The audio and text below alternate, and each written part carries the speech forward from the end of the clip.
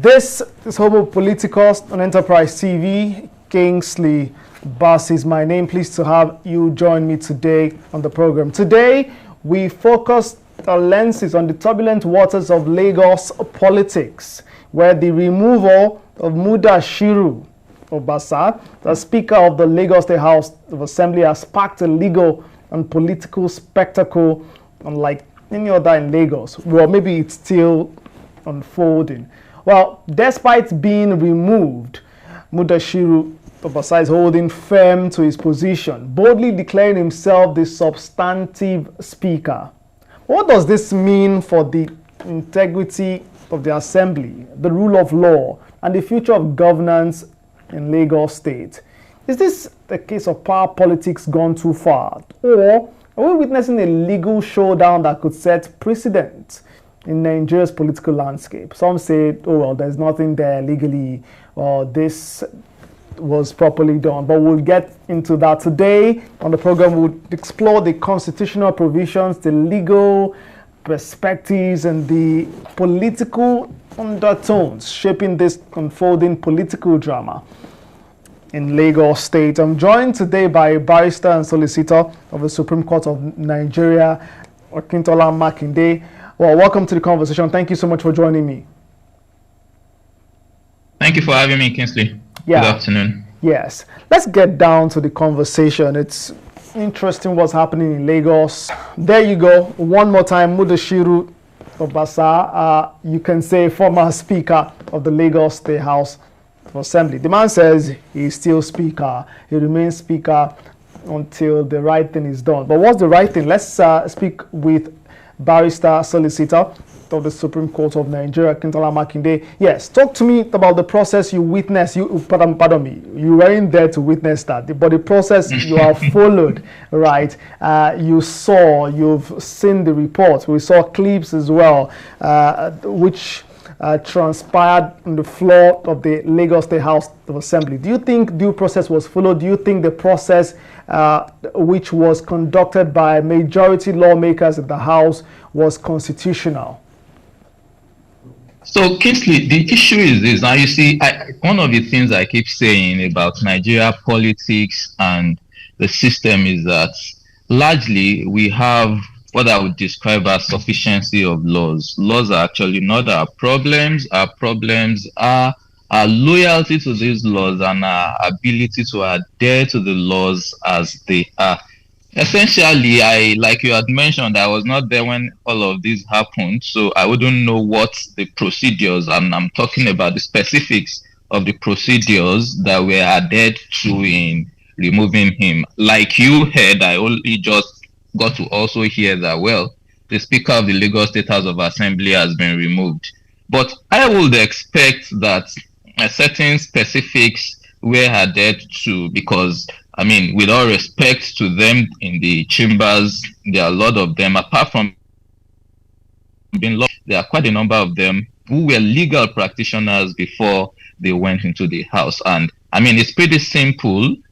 You have the power as the legislature, you have the power to remove the Speaker, just like you have the power to remove any other principal officer of the House. But then there are procedures for doing this.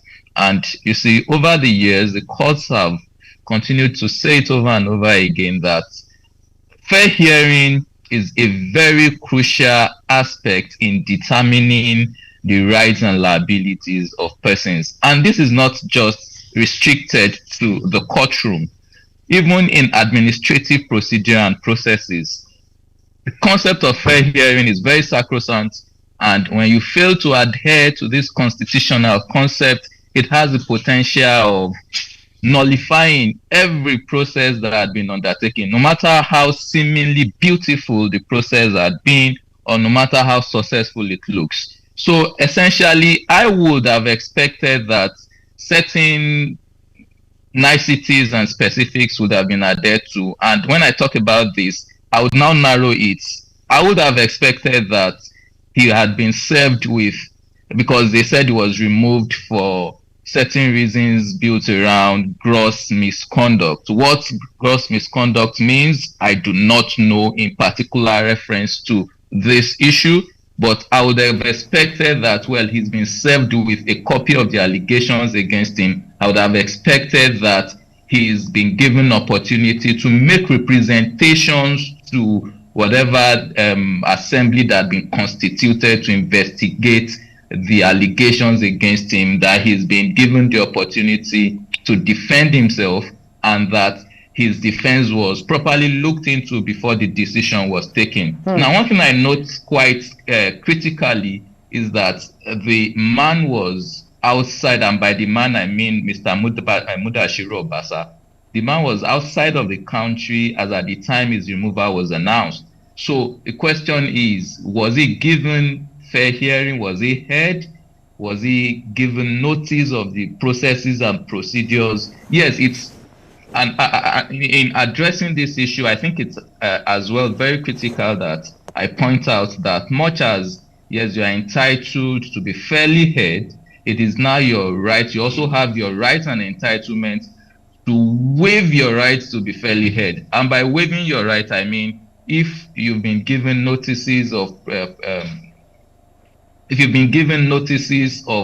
the process and procedure of proceedings, and you choose not to attend, well, you could be said in law to have waived your right to fair hearing. So, I mean, all of these specifics, because I'm not a member of the House, and I think with all respect to them, the whole thing was shrouded in some sort of secrecy before the eventual announcement that you and I heard over the news. So I wouldn't know if all of these had been taken care of. But the man had continued to say that, well, the proper thing was not done. And I would want to assume that by the proper thing, he means that he was not given fair hearing. I would want to assume so. Makinde, you pointed, a particular term. You pointed out, you mentioned a particular term, which is gross misconduct. I suppose that's more political than it is legal in this particular matter. But that said, there are many persons who believe that the House has the right, the constitutional right to elect its leadership and then remove the same leadership, and that is what they've done. And many have quoted, several or a particular section of the Constitution to back that as well. That they probably need no reason to remove principal officers of the House. What do you say about that? So there is actually no doubt about the fact that the legislature in itself is a distinct arm of government with its sort of independence, if you would like to call it that, and that it has the power to actually outline its own procedures and proceedings. And that is why you would have legislative assemblies like the Senate, House of Representatives, and the various state House of Assembly having their standing orders. So, I mean, they have all of these powers to prescribe their own procedures and all of that. But then if you've prescribed a procedure, you are also bound to adhere to the procedures you prescribed. And I would not want to believe that a procedure would have been prescribed by the House that would be contrary to express provision of the Constitution. I would not want to imagine that the procedure that they have prescribed for themselves is such that does not take into consideration the sacrosanct nature of their members' right to fair hearing. If there is such procedure, then it's subject to challenge. And you and I know that the Constitution is very clear. Section 1, subsection 3 of the Constitution that provides that any law that is contrary to the provision of the Constitution will be null and void to the extent of its inconsistency. So if there is any procedure prescribed for themselves that violates people's rights to fair hearing, then, I mean, it's easy to say that such procedure will be null and void to the extent of its inconsistency with the Constitution. Very importantly, I would note that for you to exercise this, what you call independence or power to regulate your own proceedings or power to be insulated against interference, then you would have done everything procedurally right. And that was what happened in Inokojo and Adeleke. Inokojo and Adeleke is a case that refers to, the whole drama that surrounded the impeachment of the then governor of Oyo State, Mr. Rashidi Ladoja.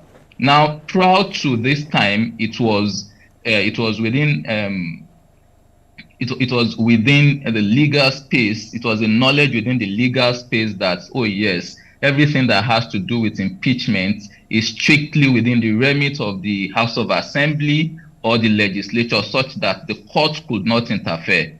And this happened in the removal of the then governor of Oyo State. But it was challenged. And the point was, were the procedures for the removal adhered to? And the court said, well, for you to be insulated from judicial interference, then you would have adhered very strictly to the laws as they are outlined, as they are highlighted. So, yes, there's nobody contesting with the powers of the legislature or the powers of the Lagos State House of Assembly to regulate their own proceedings, to prescribe their own proceedings, but then such regulation and prescription must adhere strictly to the fundamentals of the Constitution. So going by that word press conference by Mudashiru Obasa just a few days ago, you think that he has, do you think, that he has maybe something to hold on to here?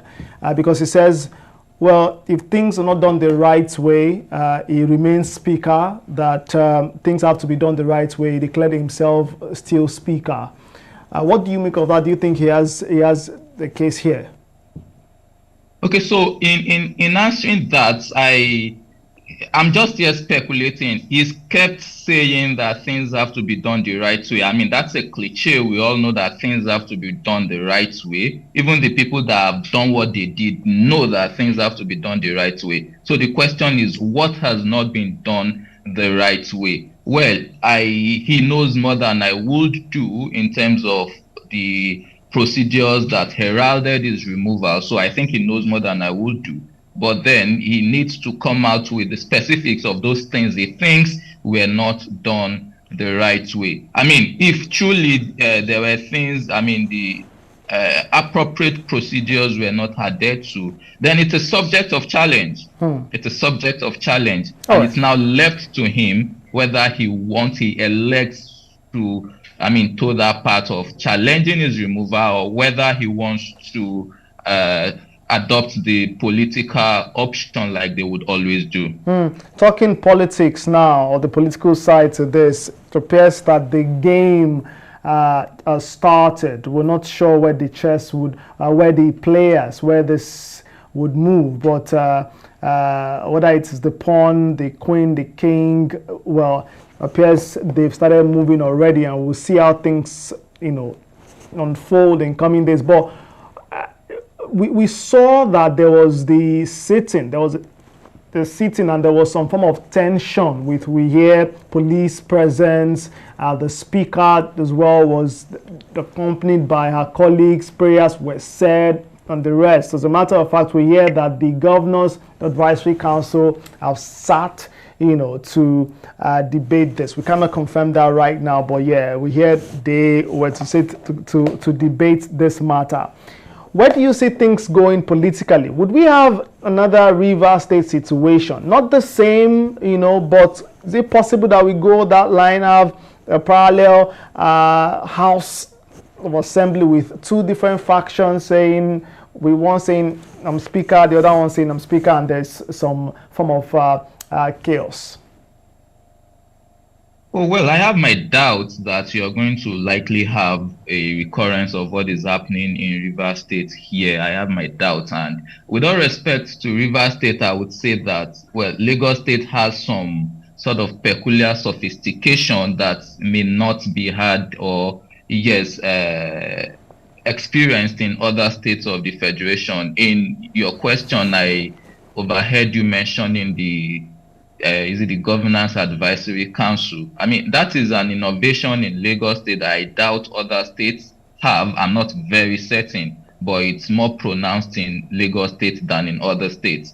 You would note that they have a way of I think the political structure in Lagos State is quite well formed and sophisticated to the extent that you are unlikely to have the kind of breakdown that is currently being experienced in Lagos. It's quite. I maintain faith.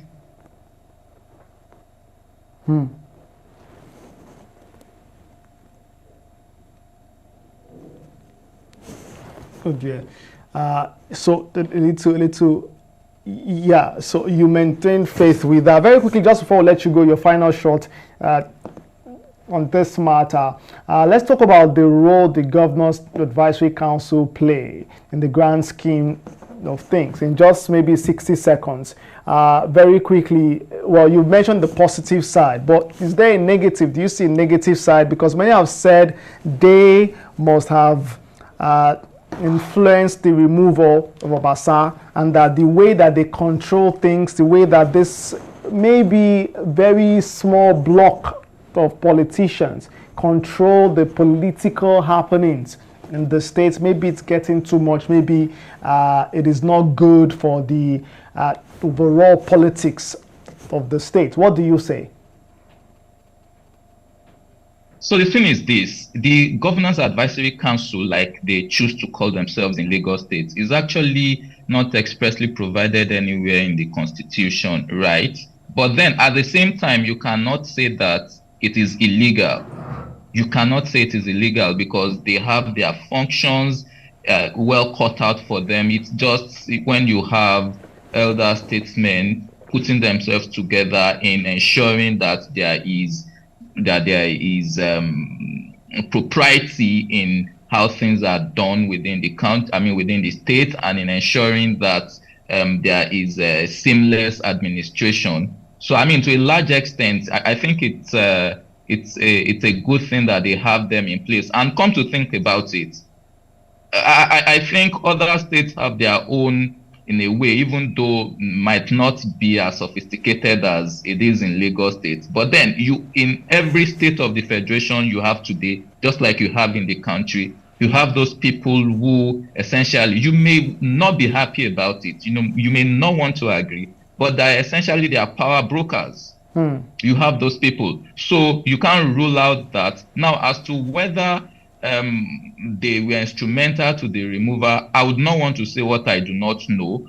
And but then whether they are instrumental to the removal or whether they are going to be instrumental to the resolution of things, I think is well cut out for them, because I take them as elder statesmen, very serious-minded personalities that would not want to sit folding their arms and watch the entire political structure in Lagos State dilapidate. Interesting, because in coming months there'll be local government elections, and we'll see how this would be resolved. As you've painted, the Governor's Advisory Council, they have over time managed the political situation in Lagos State. We'll see how they resolve this. Words have it that there is maybe a particular figure, maybe more, backing Mudashiru Obasa. I'm talking some or maybe one within the Governor's Advisory Council, and that's just the report. We cannot independently confirm at the moment, but yeah, that is that. We'll keep following this matter. I would like to thank you so much, Barrister and Solicitor of the Supreme Court of Nigeria, Akintola Makinde. Just to put you on the spot before you go, do you see a coming back politically for Mudashiru Obasa? Well, I thank you that you called it putting me on the spot. Well, I have my doubts. I seriously have my doubts. All right, we'll leave things there. As it stands, a lot of doubts on the state of things in Lagos politically, but those maybe closer to this feel like there is nothing really here. This would be settled and everyone would move to their various spots and mind their business. But we'll see how things go. Of course, the opposition is watching. Maybe it is time for them to take advantage, maybe not. Time will tell. But Akintola Makinde, thank you so much for your time. Thank you very much, Kingsley. Yeah, have a fantastic one. Well, that's Homo Politicus today. We thank you for being a part of the show. Until next time, Kingsley Bassey is my name. God bless you, and bye for now.